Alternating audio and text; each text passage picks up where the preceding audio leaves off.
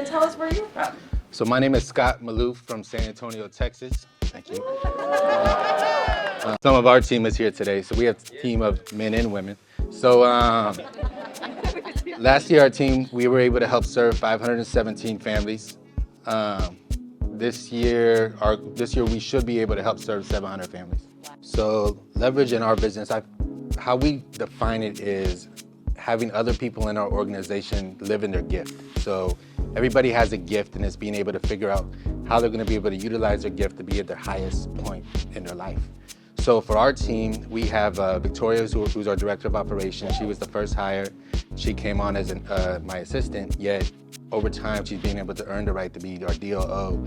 And so we used to have in-house transaction coordinators, and so we had a lot of back and forth with the agents and the TCs, and it just came to the point where after talking with Jordan that we ended up bringing on cyberbackers. And we brought on 5 cyberbackers that take care of everything from writing the contracts, writing the listing agreements, doing the MLS drafts. So we look at that from ROI to ROE, return on investment to return on energy. Where should your time best be spent? So we completely leverage the paperwork for the agents, because when you talk about the 5 roles of real estate agent, paperwork is not inside of that. So we've always defined that. Now they need to understand the contract, know the contract, know how to negotiate the contract, yet leveraging writing the contract. So they can say they're showing a home. We have a Google Doc that it takes 5 minutes to do from the phone, goes straight to our cyberbacker, and then the contract's done in 10 minutes. They send it to them to review. They say green light, goes to the buyer, and then it's sent straight to the agent as an offer.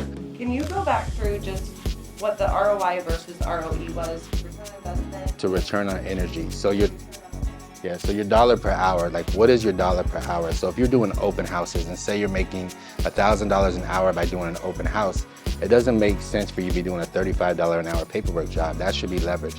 So that is, we continue to leverage that on the high end. And everybody on the team, it's like a football team. Everybody has, there's a quarterback, there's going to be a running back, there's going to be, the wide receiver. And then on the coaching side too, we have a head coach. So the way our team is set up is building a team inside the team. So when we started the team, we've always been very learning-based. So we took ESO, we never expanded yet. We've taken ESO 3 times.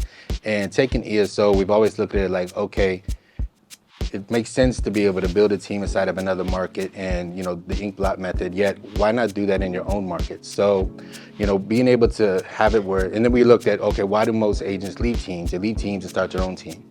So we could be able to start our own team inside of our team and be able to let them use our platform, yet they're still able to get a percentage of the agent underneath them.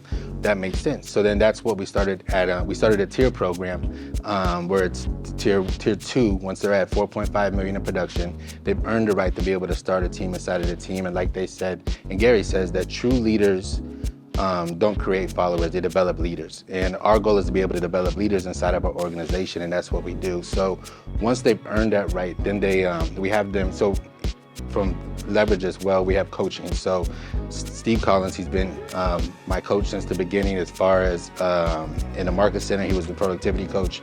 And we have him on group coaching for our team. So we have emerging agent coaching and then proven agent coaching. And then Jordan Freed is my MAPS coach. And then yeah. And then so inside of our team, we do have 9 MAPS contracts. So our director of operations, she is a MAPS coach.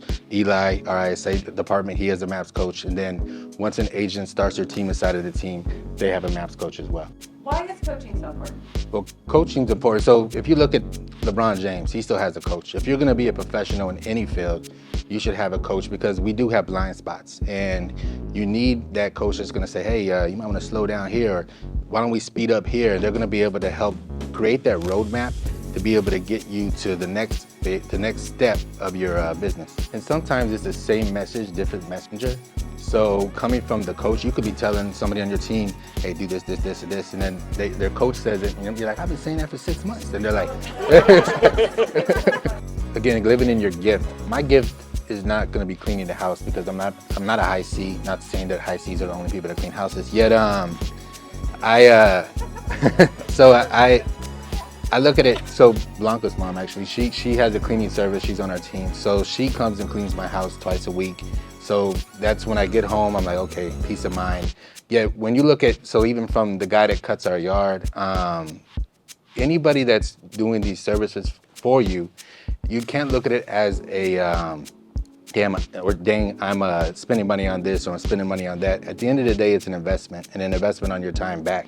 Yet, if you're able to, these relationships, when you build these relationships, your cleaning lady or cleaning man might be cleaning 40 other homes, and these potential, hey, I actually just cleaned such and such house and they're looking to sell their house, I'm gonna let them know about this. Or your lawn guy might be cutting 80 different homes, and then those become referral sources.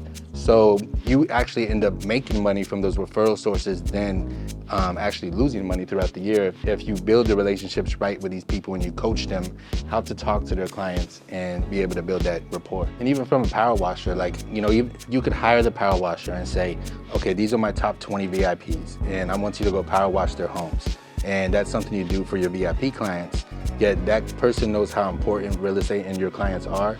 So anytime they do anything and they come across looking to sell or buy, they're gonna be a raving fan of yours.